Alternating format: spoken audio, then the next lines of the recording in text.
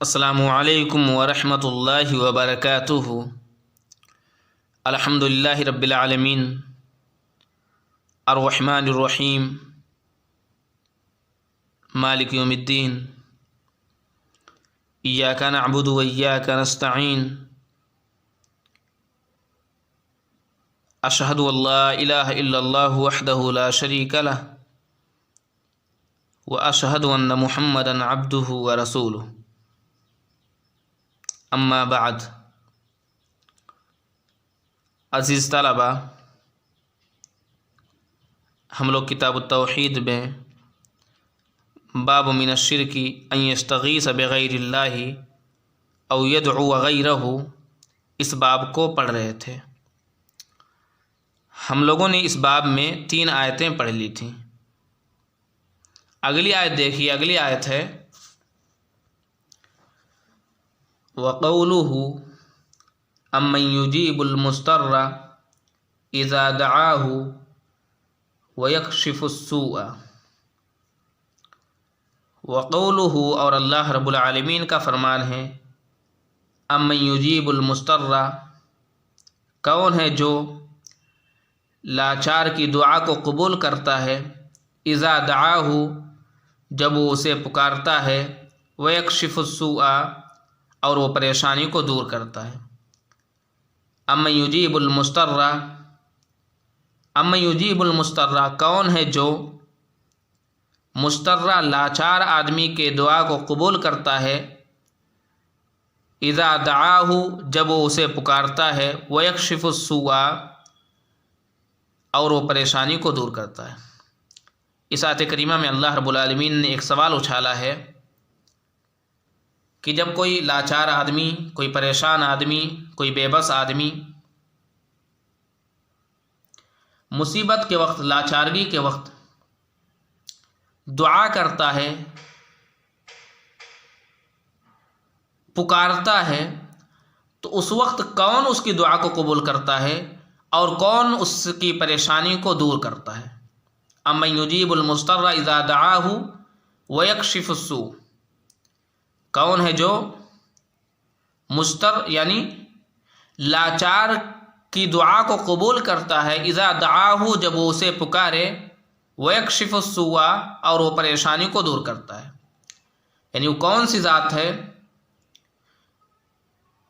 جو اس لاچار کی دعا کو قبول کرتا ہے، جو لاچارگی میں اس کو آواز دیتا، اس کو پکارتا، اس سے دعا کرتا ہے، اور پھر اس کے دعا کو قبول کر کے اس کی پریشانی کو بھی دور کرتا ہے۔ تو اس آیت کریمہ میں اللہ رب العالمین نے اپنی ذات کی طرف اشارہ کیا ہے کہ وہ ذات صرف اور صرف اللہ رب العالمین کی ذات ہے، اور اس کے علاوہ، اس کے سوا کوئی اور نہیں ہے جو اس مضطر، اس لاچار کی دعا کو فوراً سنے اور پھر فوراً اسے قبول کر کے اس کے پریشانی کو دور کر دے۔ بات سمجھ میں آ رہی ہے؟ تو اس آیت سے کیا پتہ چلتا ہے؟ اس آیت سے پتہ چلتا ہے کہ ہمیں دعا صرف اور صرف اللہ رب العالمین سے کرنی چاہیے، ہمیں استغاثہ صرف اور صرف اللہ رب العالمین سے کرنی چاہیے، ہمیں مدد صرف اور صرف اللہ رب العالمین سے طلب کرنی چاہیے۔ کیونکہ وہی مدد دینے والا ہے، وہی دعا کو قبول کرنے والا ہے، وہی پریشانی کو دور کرنے والا ہے۔ جب ہم پر کوئی مصیبت نازل ہو، جب ہم پر کوئی پریشانی نازل ہو، تو ہم صرف اور صرف اللہ رب العالمین کے بارگاہ میں جائیں، صرف اور صرف اللہ رب العالمین کے سامنے اپنے سر کو جھکائیں، صرف اور صرف اللہ رب العالمین سے دعا کریں، کیونکہ وہی ایک ذات ہے جو ہماری پریشانی کو دور کر سکتی ہے، ہماری پریشانی کو ختم کر سکتی ہے، اور اس کے علاوہ کوئی اور ذات نہیں ہے جو ہماری پریشانی کو دور کر سکتی ہے۔ اس سے کیا پتہ چلتا ہے کہ غیر اللہ سے استغاثہ کرنا، غیر اللہ سے مدد طلب کرنا، غیر اللہ سے دعا کرنا ناجائز اور حرام ہے، شرک ہے۔ کیونکہ دعا یہ اللہ قبول کرتا ہے، پریشانی کو اللہ رب العالمین دور کرتا ہے، استغاثہ یعنی مدد دینے والا صرف اور صرف اللہ رب العالمین ہے۔ بات سمجھ میں آ رہی ہے؟ جی، آگے ایک حدیث دیکھ لیجیے۔ وَرَوَى الطَّبَرَانِيُّ بِإِسْنَادِهِ أنه كان في زمن النبي صلى الله عليه وسلم منافق يؤذي المؤمنين، فقال بعضهم قوموا بنا نستغيث برسول الله صلى الله عليه وسلم من هذا المنافق، فقال النبي صلى الله عليه وسلم इन्नहु ला युस्तगासु बिही इन्नहु ला युस्तगासु बी व इन्नमा युस्तगासु बिल्लाहि। वरवत तबरानी बिइस्नादिही, और इमाम तबरानी ने अपनी सनद से रवायत किया है, अपनी सनद से बयान किया है, अन्नहु कान फ़ी ज़मनिन नबी सल्लल्लाहु अलैहि वसल्लम मुनाफ़िक़ुन, कि नबी अकरम सल्लल्लाहु अलैहि वसल्लम के ज़माने में एक मुनाफिक था, यूज़िल मुअमिनीना, जो मोमिनों को तकलीफ़ देता था, फ़क़ाल बअज़ुहुम, तो उनमें से बाज़ ने कहा, यानी सहाबे कराम में से कुछ लोगों ने कहा, क़ुमू बिना नस्तगीस बिरसूलिल्लाहि सल्लल्लाहु अलैहि वसल्लम मिन हाज़िल मुनाफ़िक़ी, क़ुमू बिना, चलो हम नबी अकरम सल्लल्लाहु अलैहि वसल्लम के पास चलते हैं, नस्तगीस बिरसूलिल्लाहि मिन हाज़िल मुनाफ़िक़ी, और इस मुनाफिक से छुटकारा पाने के लिए हम नबी अकरम सल्लल्लाहु अलैहि वसल्लम से इस्तिग़ासा करते हैं, हम नबी अकरम सल्लल्लाहु अलैहि वसल्लम से मदद तलब करते हैं। फ़क़ाल नबी सल्लल्लाहु अलैहि वसल्लम, तो नबी अकरम सल्लल्लाहु अलैहि वसल्लम ने कहा, इन्नहु ला युस्तगासु बी, कि मुझसे इस्तिग़ासा नहीं किया जाता है, मुझसे मदद तलब नहीं किया जा सकता है, व इन्नमा युस्तगासु बिल्लाहि, और हकीकत में अल्लाह रब्बुल आलमीन से इस्तिग़ासा किया जाता है, अल्लाह रब्बुल आलमीन से इस्तिग़ासा किया जा सकता है। इन्नहु ला युस्तगासु बी, मुझसे इस्तिग़ासा नहीं किया जा सकता है, व इन्नमा युस्तगासु बिल्लाहि, और हकीकत में अल्लाह रब्बुल आलमीन से इस्तिग़ासा किया जा सकता है। वरवत तबरानी बिइस्नादिही, और इमाम तबरानी ने अपनी सनद से रवायत किया है, अन्नहु कान फ़ी ज़मनिन नबी सल्लल्लाहु अलैहि वसल्लम मुनाफ़िक़ुन, कि नबी अकरम सल्लल्लाहु अलैहि वसल्लम के ज़माने में एक मुनाफिक था, यूज़िल मुअमिनीना, जो मोमिनों को तकलीफ़ देता था, मोमिनों को परेशान करता था, फ़क़ाल बअज़ुहुम, तो उनमें से बाज़ ने कहा, यानी सहाबे कराम रज़ियल्लाहु अन्हुम में से कुछ लोगों ने कहा, क़ुमू बिना नस्तगीसु बिरसूलिल्लाहि सल्लल्लाहु अलैहि वसल्लम मिन हाज़िल मुनाफ़िक़ी, कि चलो हम नबी अकरम सल्लल्लाहु अलैहि वसल्लम के पास चलते हैं और आप सल्लल्लाहु अलैहि वसल्लम से इस मुनाफिक से छुटकारा हासिल करने के लिए इस्तिग़ासा करते हैं, मदद तलब करते हैं। फ़क़ाल नबी सल्लल्लाहु अलैहि वसल्लम, तो साहबे कराम रज़ियल्लाहु अन्हुम नबी अकरम सल्लल्लाहु अलैहि वसल्लम के पास आए और नबी अकरम सल्लल्लाहु अलैहि वसल्लम को सारी बातें बतलाईं कि मुनाफिक हमें तकलीफ़ देता है, ये मुनाफिक हमें परेशान करता है, हमें मुसीबत में मुब्तला कर देता है, आप हमें इससे छुटकारा दिलाइए।